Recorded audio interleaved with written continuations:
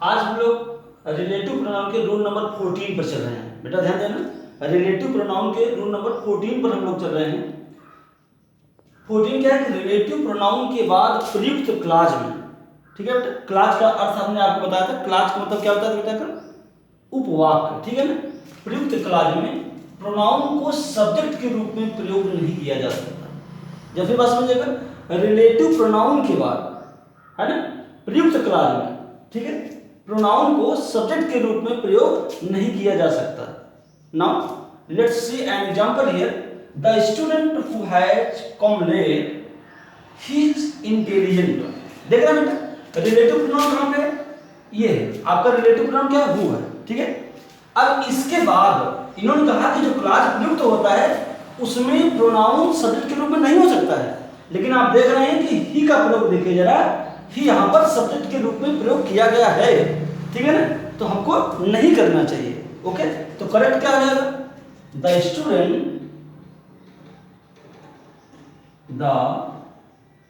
Student who has come late comma is intelligent,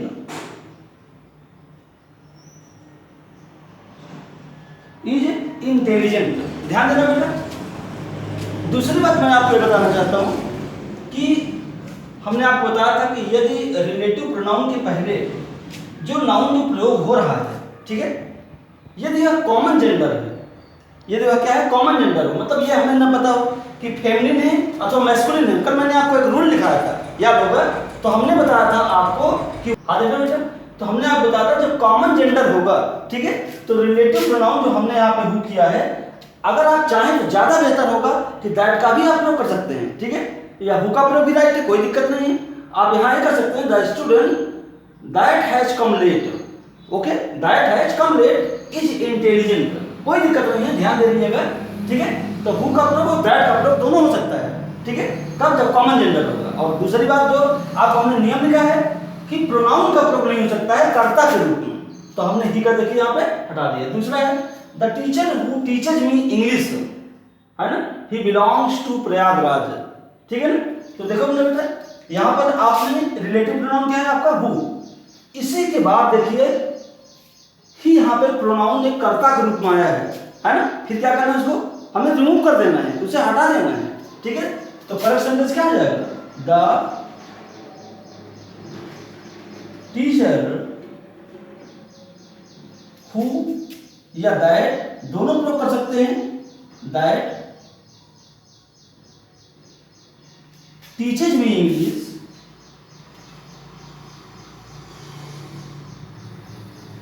English comma belongs to Prayagraj. यहां पर बेटा लिखते हैं बिलोंग्स टू प्रयागराज, ठीक है। आप देख रहे हैं हमने ही को क्या कर दिया? रिमूव कर दिया बेटा, तो कॉमा का प्रयोग किया, बिलोंग्स टू प्रयागराज कर दिया। ओके, ध्यान दीजिएगा।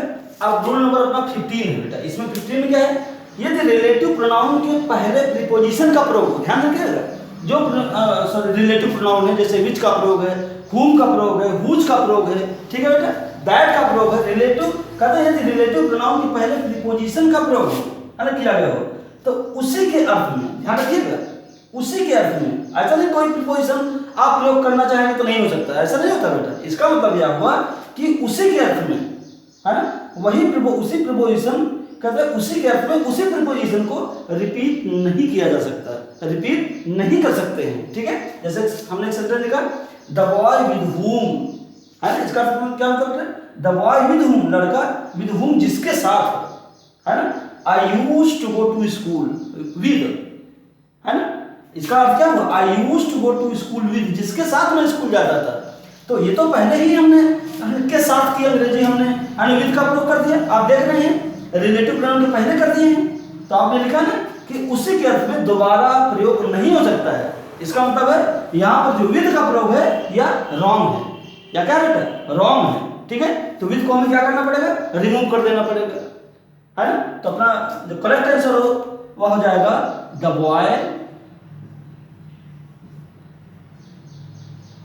with whom I used to go to school, कामा का प्रयोग कर दिया, is very honest, is very honest. ये हो गया बेटा, आप देख रहे हैं हमने क्या कर दिया, प्रीपोजिशन विद को रिमूव कर दिया, हटा दिया।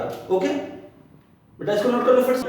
रूल नंबर क्या 16 है, यदि रिलेटिव प्रोनाउन के बाद, ध्यान रखना बेटा क्या है, यदि रिलेटिव प्रोनाउन के बाद, ठीक है, वर्ब टू बी, बेटा वर्ब टू बी मैंने आपको कई बार बताया, आप जानते हो कि verb to be is, are, and, was, were, ये क्या है आपका वर्ब टू बी, ठीक है। Verb to be plus complement का प्रयोग हुआ हो, है ना, कंप्लीमेंट का प्रयोग हुआ, पूरा सेंटेंस का प्रयोग हुआ हो, तो उसको जो होता है केस इन अपोजिशन के रूप में प्रयोग किया गया हो। अगर मान लो कंप्लीमेंट के रूप में हो और उसको कैसे प्रयोग किया गया हो, केस इन अपोजिशन, बेटा अपोजिशन मतलब क्या होता है, साइड बाय साइड, है ना, जिस मुख्य नाउन के बगल में उसका जो असिस्टेंट जो नाउन होते हैं, सहायक होते हैं, जस्ट बगल में कॉमा के बाद लिखते चले जाते हैं, उसको अपोजिशन का प्रयोग करते हैं, ठीक है। तो ऐसी स्थिति में हमको क्या करना पड़ता है, रिलेटिव प्रोनाउन को हटा देना पड़ता है ना, रिलेटिव प्रोनाउन को हटा देना पड़ता है, means we have to remove relative pronoun. Okay, जैसे सेंटेंस है, ही इज डॉक्टर झा, है ना, he is doctor Jha, comma का प्रयोग कर दिया, देखो, हु इज आवर प्रिंसिपल, इसका मतलब क्या है, वो डॉक्टर झा है जो, ठीक है ना, जो इज आवर प्रिंसिपल, जो हमारे क्या है, प्रधानाचार्य हैं। तो बेटा अब देख रहे हैं कि जो प्रिंसिपल है, हु का प्रयोग है वो झा के लिए ही है, बेटा झा के लिए ही है।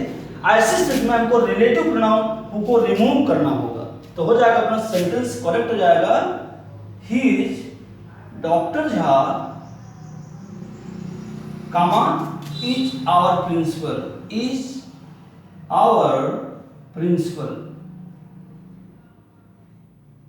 ये बेटा आपने क्या किया, करेक्ट सेंटेंस हो गया। ओके, ठीक इसी तरह है, mister SK Singh, comma who is my friend, comma who is a good chemist. बेटा ध्यान दे रहे हैं, मिस्टर एसके सिंह के लिए ही यहाँ पे हु का प्रयोग हुआ, ठीक है। उन्होंने जिसको मित्र बनाया वो एसके सिंह थे, और जो थर्ड सेंटेंस में हु का प्रयोग हुआ वो भी उसी के लिए ही। तो हम इसको जब केस इन अपोजिशन के रूप में है ही, तो करेक्ट हम करेंगे mister SK Singh, comma is my friend,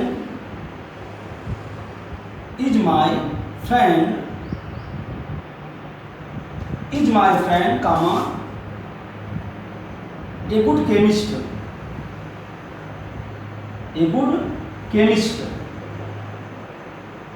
बेटा ध्यान देना, अगर आप चाहें तो जो वर्ब टू बी है आप इसको हटा करके यहाँ ना इसका यूज कर सकते हैं, कोई दिक्कत नहीं है। जैसे अगर हम चाहें कि इज माई फ्रेंड ना करें तो आप ये कर सकते हैं, mister SK Singh my friend, ठीक है, my friend comma is a good chemist. Okay, right है, ठीक है, दोनों राइट है, कोई दिक्कत नहीं है, ठीक है। अब बेटा ये अपना रिलेटिव प्रोनाउन यहाँ से समाप्त हो गया।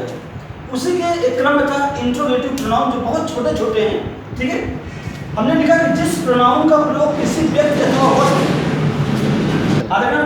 जिस प्रोनाउन का प्रयोग किसी व्यक्ति अथवा वस्तु के संबंध में प्रश्न पूछने के लिए किया जाए उसे क्या कहते हैं, इंट्रोगेटिव प्रोनाउंस उन्हीं को कहा जाता है। जैसे हु का प्रयोग है, हुम का प्रयोग है, विच का प्रयोग है, हुज का प्रयोग है, व्हाट का प्रयोग है। एक बात ध्यान देना बेटा, ये जितने इंट्रोगेटिव प्रोनाउंस होते हैं इनके तुरंत बाद वर्ब का आना बहुत जरूरी होता है। ध्यान देना मेरी बात को, ठीक है। जितने भी इंट्रोगेटिव प्रोनाउंस हैं इनके तुरंत बाद वर्ब का आना बहुत जरूरी होता है, ठीक है। जैसे हमने सेंटेंस इनकरेक्ट लिखा, who did sat on the chair. Okay, who did sat on the chair, ठीक है। तो आप देखिए जरा, क्योंकि इसमें सहायक क्रेडिट का प्रयोग हुआ और सेकंड फॉर्म सैट का प्रयोग हो गया, तो आप ये कर सकते हैं, who did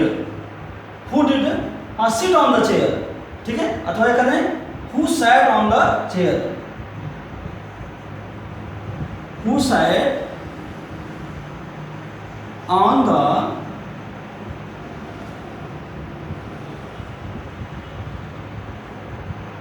the chair. Okay, ध्यान रखिएगा। लेकिन बेटा होता क्या, आपको मैं बता दूं, एक प्रेजेंट इंडिफिनिट की जितनी सहायक क्रियाएं होती हैं, प्रेजेंट इंडिफिनिट की और पास्ट इंडिफिनिट की, ठीक है, हु के साथ इंट्रोगेटिव में, ध्यान रखें, केवल इंट्रोगेटिव बात करना हूँ, सहायक क्रिया का प्रयोग ना करके हम वर्ब का सेकंड फॉर्म लिखते हैं, ठीक है। और यदि सहायक क्रिया का प्रयोग होता है तो वह वाक्य इंट्रोगेटिव प्लस निगेटिव होना चाहिए, इंट्रोगेटिव प्लस निगेटिव होना चाहिए। ध्यान रखिएगा इस बात के लिए, है ना, प्रेजेंट इंडिफिनिट और पास्ट इंडिफिनिट के लिए ये नियम लगता है। नेक्स्ट बेटा, है ना, ये सेंटेंस आपको करेक्ट मैंने कर दिया है ना, क्या कि विच इज योर हाउस।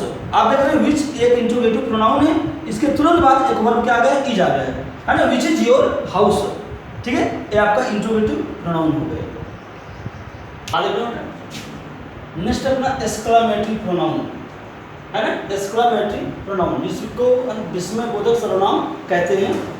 कभी कभी हॉट शब्द जो होता है, क्या हॉट शब्द आश्चर्य विस्मय का बोध कराता है, ठीक है ना, आश्चर्य विस्मय का बोध कराता है, तो उसी को क्या कहते हैं, एक्सक्लामेटरी प्रोनाउन, ठीक है, जिसमें जो भी बात कही जाए उसमें आश्चर्य का, है ना, भाव प्रकट होना चाहिए। जैसे एग्जाम्पल है हॉट, ये एक्सक्लेमेशन देखो यहाँ पर चिन्ह है, ही इज ए टेररिस्ट, कहता है हॉट क्या, है ना, ही इज ए टेररिस्ट, वह एक आतंकवादी है ना, विस्मय का बोध हो रहा है। हॉट, है ना, is she not your teacher, क्या, है ना, is she not your teacher, है ना, वो आपकी अध्यापिका नहीं है। हॉट ही हैज डाइड, है ना, क्या, है ना, वह खत्म हो गया।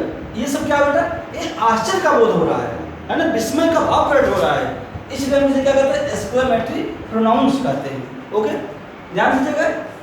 नोट में बेटा हम लोग एक कलेक्टिव नाउन, है ना, रूल्स ऑफ नाउन में हम लोगों ने पढ़ा था, यही चीजें था, जैसे ज्यूड, है ना, comity, club, crowd, army, navy इत्यादि इसी तरह होते हैं, काउंसिल।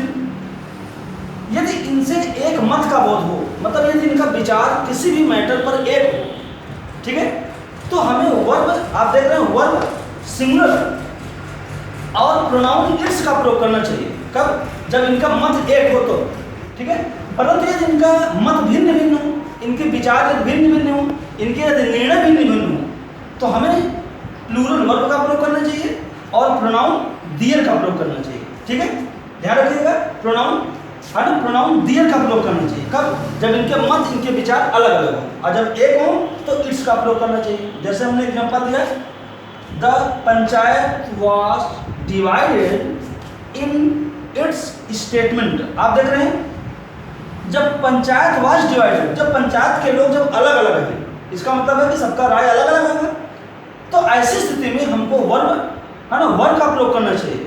किसका प्रयोग करना चाहिए, वर्ब का प्रयोग करना चाहिए। और ठीक है, प्रोनाउन यहाँ पे है जो इट्स का प्रयोग गलत है, यहाँ पे क्या करना चाहिए, दियर का प्रयोग करना चाहिए, ठीक है। तो ध्यान रखें, यहाँ पे हम क्या करते हैं बेटा, वर्ब का प्रयोग करते हैं और प्रोनाउन क्या करते हैं, यहाँ पे दियर का प्रयोग करते हैं। ध्यान रखिएगा, दियर का प्रयोग कर देते हैं, ठीक है, क्यों, क्योंकि इनके विचार अलग अलग, डिवाइडेड है, भिन्न भिन्न। नेक्स्ट बेटा, the army left their camp. Army left their camp, माने कैंप में जो सेना के जवान हैं, है ना, उन्होंने अपने कैंप को छोड़ दिया। जब छोड़ेंगे तो सब एक साथ छोड़ेंगे, ठीक है ना। ऐसी स्थिति में, है ना, एक साथ है, एक मत है, तो बेटा जो हम यहाँ पर प्रोनाउन दियर का प्रयोग कर रहे हैं ये गलत है, क्योंकि एक मत के लिए प्रोनाउन किसका होना चाहिए, इट्स का। यहाँ हो जाएगा इट्स कैंप। ध्यान रखिएगा, the army left it's camp, ठीक है। ध्यान रखिए बेटा, आज अपना रिलेटिव प्रोनाउन जो है यह पूरा समाप्त हो चुका है, ठीक है।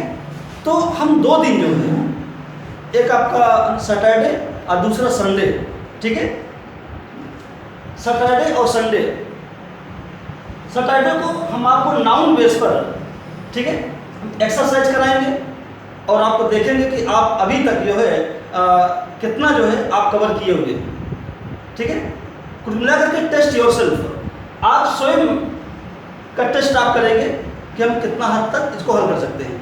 और संडे को आपको रूल्स ऑफ प्रोनाउन के जो नियम हमने आपको लिखवाया, ठीक है, उसका हम आपको टेस्ट कराएंगे। आप देखिएगा, इससे जो है आपको एक ये पता होगा कि हम कितना हद तक इसको हल कर सकते हैं।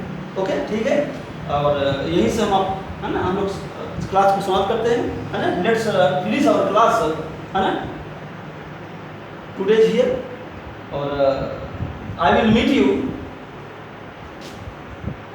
with our next video tomorrow. Okay, thanks a lot of you for watching.